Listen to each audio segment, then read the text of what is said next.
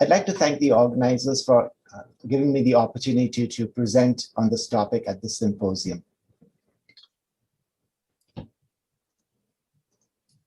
So these are my disclosures. I do not have any financial conflicts of interest.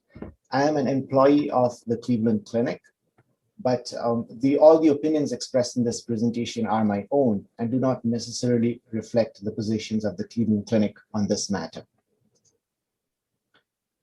This topic has been surprisingly controversial, and because of that, it's led me to question what my understanding of vaccination was. And so I was comforted that my understanding of vaccination is that what is generally accepted. If you go to the CDC website, we see that a vaccine stimulates your immune system to produce antibodies exactly like it would if you were exposed to the disease. The World Health Organization website states that vaccines train your immune system to create antibodies just as it does when it's exposed to a disease. So the whole idea of vaccination is to produce protective antibodies without actually getting the disease. And so the question that naturally arises is, if I get the disease, do I actually need the vaccine? And if you understand what vaccination is, the answer to that for a reasonable person would be no. And so when this question comes up, if I have already had COVID-19 and recovered, do I still need to get vaccinated with the COVID-19 vaccine? It should come as a surprise when the answer is yes, you should be vaccinated regardless of whether you already have had COVID. And so try to look at the reasoning. The first sentence following that says that that's because experts do not yet know how long you are protected from getting sick again after recovering from COVID-19.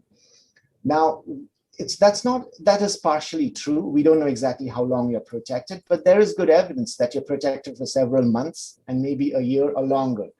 And so the honest way to say that would be COVID-19 infection provides protection against reinfection with COVID-19. This protection lasts several months, maybe a year or longer. We just do not know how much longer. The next statement, even if you have already recovered from COVID-19, it is possible, although rare, that you could be infected with the virus and that causes COVID-19 again.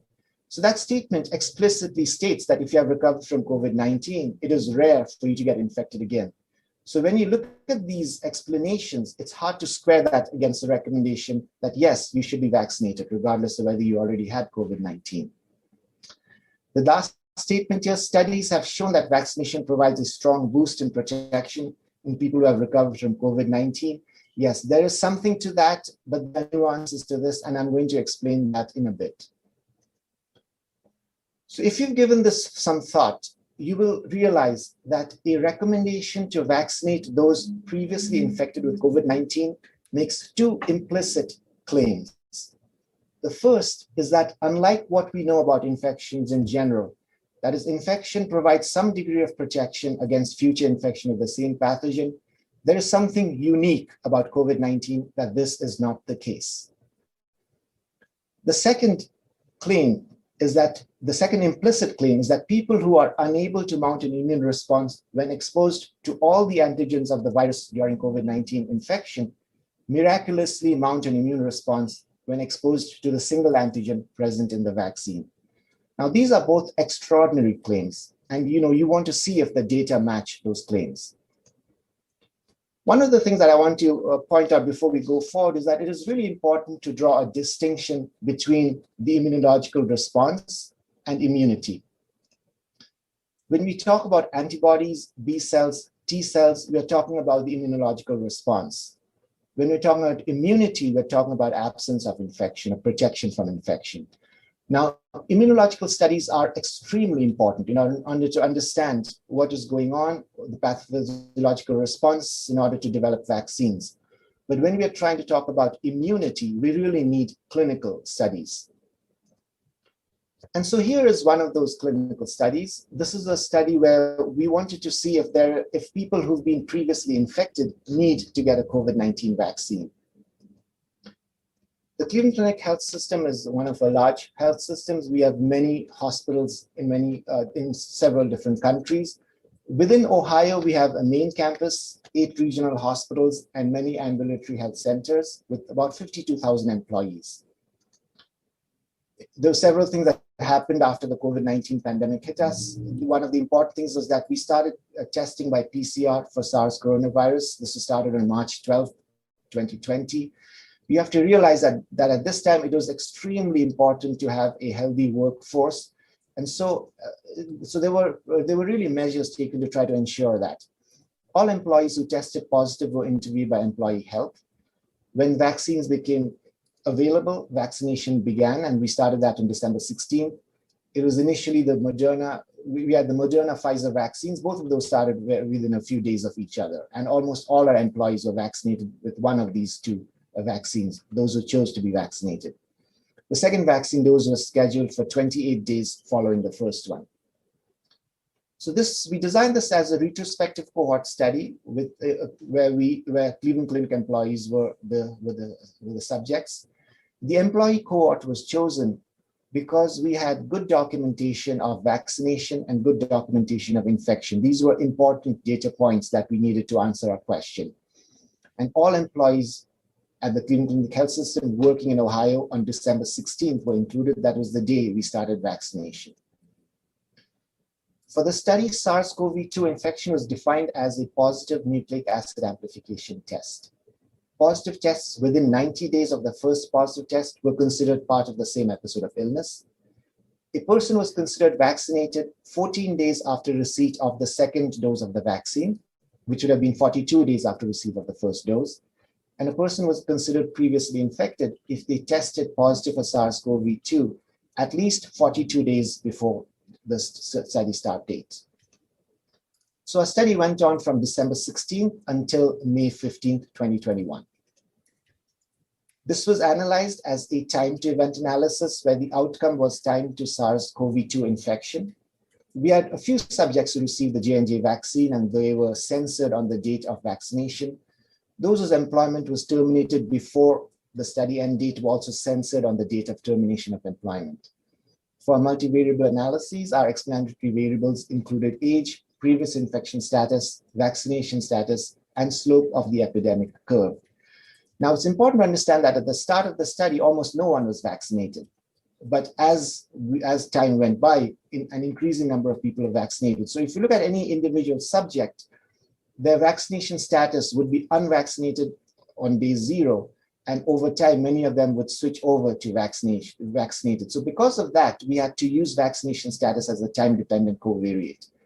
And this picture explains sort of in a pictorial way what that means. So on the study start date, subjects were either previously infected or not previously infected, and that held for the entire study. So that was a fixed code. It was not a time-dependent covariate. But the vaccination status was people were unvaccinated on day 0, and 14 days after they got their second dose, their status was changed from unvaccinated to vaccinated, and that was for both these groups.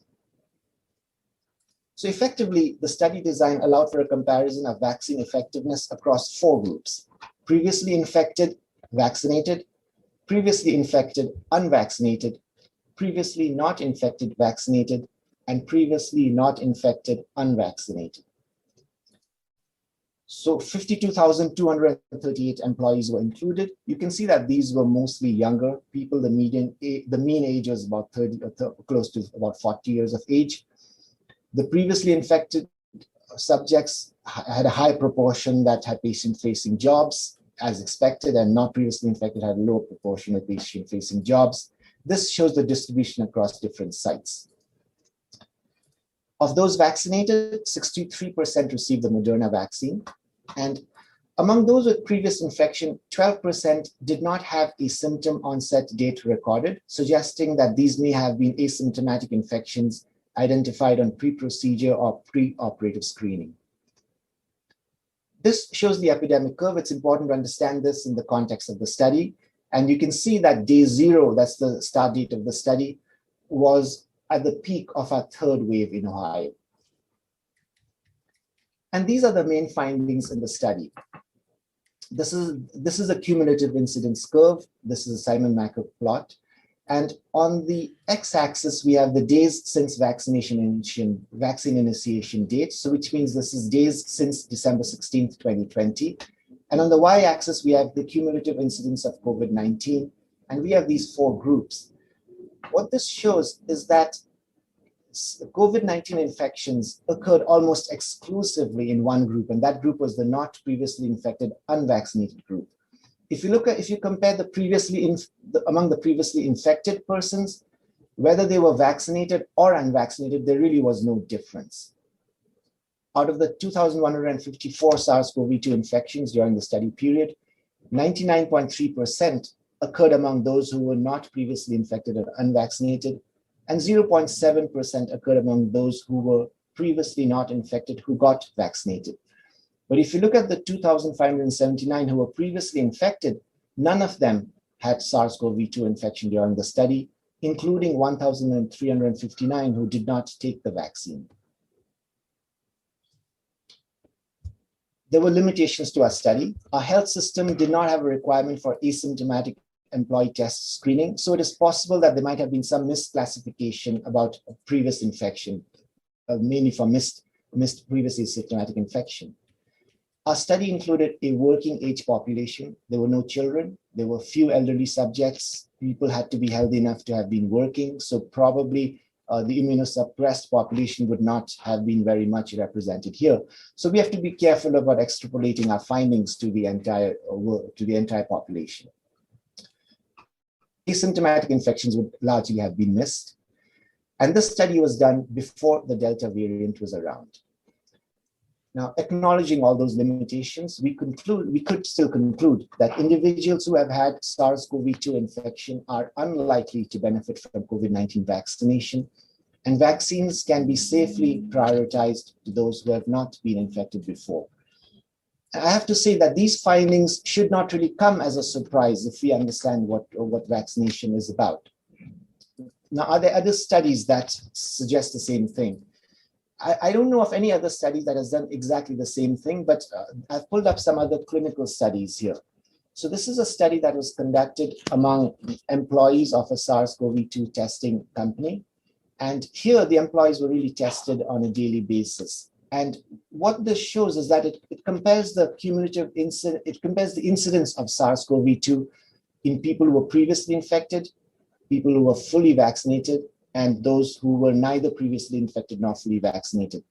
And again, what this study shows, similar to what we found, is that the infections occurred almost exclusively among those who were not previously infected or vaccinated. The incidence in the previously infected and the incidence in the fully vaccinated was very low and very similar, suggesting that previously infected and fully vaccinated people have about the same amount of protection from COVID-19. This is a huge nationwide study from Israel. It includes about 5.6 million individuals. And they were able to, again, look at the protection from vaccination, protection from prior infection in different age groups, for different categories here, for positive tests, for hospitalizations, for severe infections. And if you look at these numbers, you will see that protection from vaccination and protection from prior infection are really very similar, whatever groups you look at, and we are looking at the mid-90s range for almost all of them. This is a study that was conducted in Doha Airport, which is a large international airport in Qatar. And here they really looked at those subjects where they had documentation of prior vaccination and prior infection, and they were looking at the PCR tests on arrival at the airport. And what they showed also is that protection from prior vaccination was about the same as protection from prior infection. So these are multiple clinical studies that seem to suggest that prior vaccination and prior infection offer the same amount of protection. And so you have to wonder why we still recommend that previously infected people should be vaccinated. And I've seen some explanations, and this is one of the things that I've seen. And so this is referring to one study where they found that in some military recruits in basic training, 10% of the recruits whose blood tested positive for COVID-19 antibodies before training were reinfected with COVID-19 while in basic training. And people conclude that these findings make a strong argument for healthy Americans to get vaccinated. But look at what the study actually found. So here's a study, and yes, it is correct that 10% of the previously uninfected developed the infection. But if you look at the, sorry, 10% of the previously infected. But if you look at the previously uninfected, 48% developed an infection. If you look at the hazard curve, the x-axis is in weeks. So in 6 weeks, half of the previously uninfected persons developed an infection. And this is a very unusual setting. You really cannot generalize this to the general population.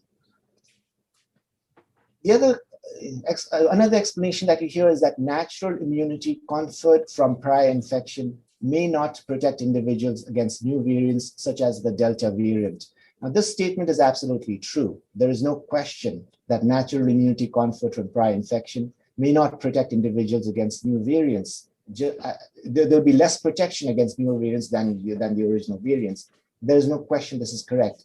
But as an infectious disease physician, I can tell you that I have seen a couple of patients previously infected who've come down with infection again, but I've seen far more patients who were previously vaccinated who have come down with infection.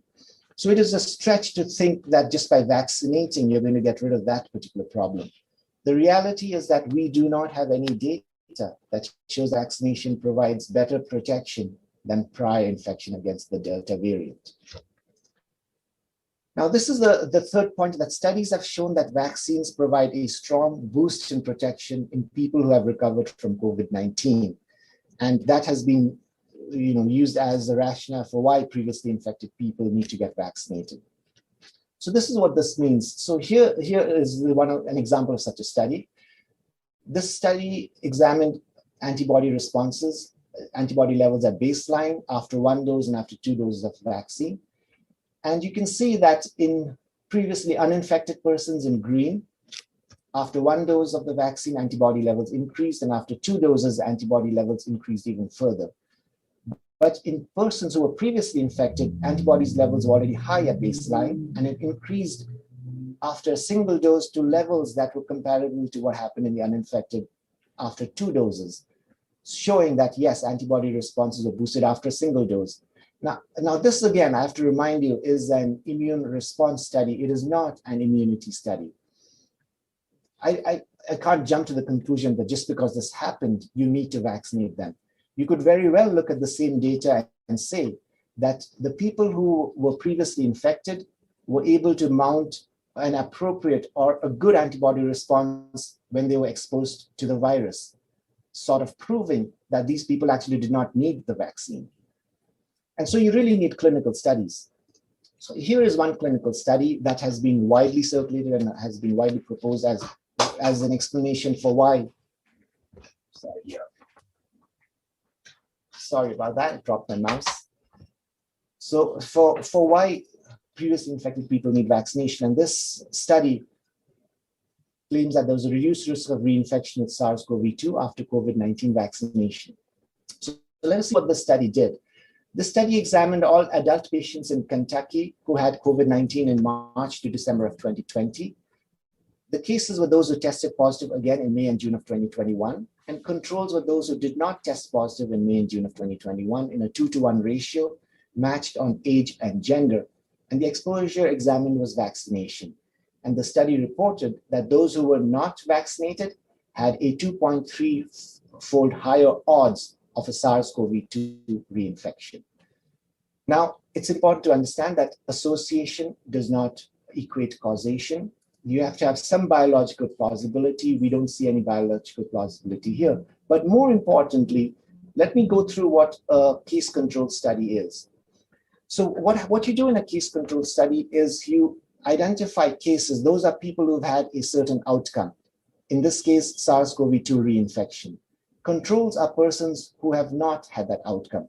Now you want to have cases and controls who are as similar to each other as possible. And then you want to see what's different between them. So you see that, and so one of the differences between them is whether they were vaccinated. So let's call that characteristic A. And so if you find that characteristic A was differently distributed in cases and controls, then you conclude that the difference that you're seeing in the outcomes is because of the difference in characteristic A. Now, what if the cases and controls differ by another characteristic, let's say characteristic B? you can no longer be sure that the difference that you're seeing in the outcomes is because of the difference in characteristic A. So keeping that in mind, let's see what is going on in Kentucky at that time. So this is Kentucky.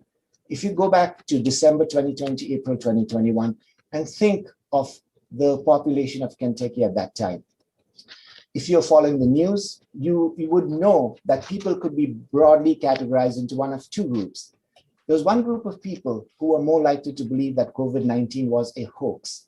They were more likely to believe that they were not at risk for getting COVID-19. They were less likely to have observed masking and social distancing recommendations, and they were less likely to have received the vaccine. There was another group who were less likely to believe COVID-19 was a hoax, less likely to believe they were not at risk for getting COVID-19, more likely to have observed masking, social distancing recommendations, and more likely to have received the vaccine. If you think about this, the cases would have predominantly come from category 1, controls would have predominantly come from category 2. And yes, it is true that in category 1, they were more likely to have received the vaccine, but it is also true that they were less likely to have observed masking and social distancing recommendations. And so you can argue that this is what the study actually showed, is that that the people who had poor compliance with masking and social distancing recommendations had higher odds of SARS-CoV-2 reinfection. This would have biological plausibility. And so if you look at the right about this particular study, there's no mention of this major confounding factor. There was really no, the important thing also is that there was no explanation of multiple other studies that have shown the opposite and have been consistent with each other. So let me summarize the clinical studies that have compared prior infection and vaccination in protection against COVID-19. We have the study from Israel, the nationwide study with almost 5.7 million sample size. We have a study in Ohio. We have the study that was done in Doha. We have the study that was done in California. And all of these were really showed pretty much the same thing, that protection from prior infection and vaccination was similar, or something along those lines. The incidence of COVID-19 was similar in vaccinated and previously infected. Protection from prior infection and vaccination are similar. Previously infected gained no additional protection from vaccination. This study from the CDC was as I explained, this was a seriously confounded study which claimed that those who got vaccinated had lower odds of COVID-19 reinfection than those who did not get vaccinated. So if you think about this, have people noticed that there is protection from natural infection? Yes. You have 2 minutes notice. Yes. If you look at Israel, people are interested in getting back to life, living with COVID-19. For businesses to function, you do need to be able to have people moving in and out with some assurance that the people who are moving in and out do not have COVID-19. And so there comes the idea for green pass. And so this is a pass for people who have either been vaccinated or recovered. So there's the recognition that vaccinated or recovered seems to mean the same thing in terms of future risk of infection. That is Israel. This is the European Union, and you have a similar concept, the digital COVID certificate. And again, in order to get a good digital COVID certificate, you need to either have been vaccinated, tested negative, or recovered from COVID-19. Again, the recognition that having been vaccinated and having recovered from COVID-19 really provide the same amount of protection. Now, this is valid in the European Union and in the entire Schengen zone. So immunity from prior infection. What we know about immunity from prior infection is that previous COVID-19 infection or vaccination confers substantial protective immunity against reinfection. What we don't know is the robustness of protection of natural, or for that matter, vaccine immunity against newer variants. So that is what we don't know, and we need to focus on studies to try to answer that. We also don't know how durable natural or vaccine immunity is. Now, when you say we don't know, this is one study that compared COVID-19 cumulative incidence of SARS-CoV-2 infection in people who were previously infected, called reinfections, and people who were not infected. And you can see that this is days on the x-axis. Even when we get too close to a year, the people who were previously infected seem to be substantially protected against that. So although we say that we don't know how long natural immunity provides protection, this seems to suggest that it is at least several months and maybe a year or longer. The important things about Delta variant infection. What we know is that among previously infected or vaccinated persons, a higher proportion than before are coming down with COVID-19 infection now that the Delta variant is the predominant circulating strain.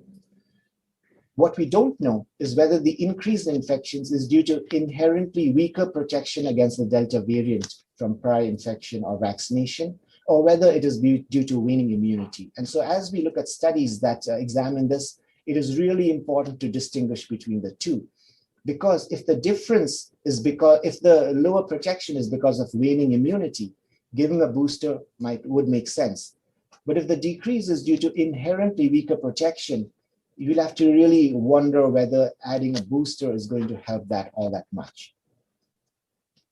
So it's time to question the wisdom of vaccinating those who are previously infected. We are wasting tens of millions of doses of vaccine on people unlikely to benefit.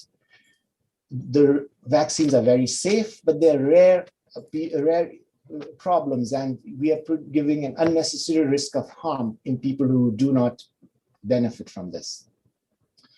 And then also this would invite legitimate criticism when we say follow the science, because we seem to be in a situation where we follow the science when it fits a particular narrative, but not when it does not. And so we don't want to invite that type of criticism. And then with the whole thing about mandatory vaccination, if we are going to enforce mandatory vaccination without consideration of previous infection, we have to recognize that that particular practice is not based on science. So the key takeaways from my presentation are that people who have previously had COVID-19 are unlikely to benefit from vaccination. Prior COVID-19 infection probably provides less protection against the Delta variant than against the ancestral strain, but there are no clinical data to suggest that vaccination provides any more benefit. The duration of protection provided by prior infection is not known, but it appears to be at least several months and possibly over a year. And it is really important, we really need to emphasize that this is not an anti-vaccine message and should not be used as an anti-vaccine message. The COVID-19 vaccines are very effective in preventing severe infections and deaths. All unprotected persons should be vaccinated. Thank you, and I'll be happy to take questions.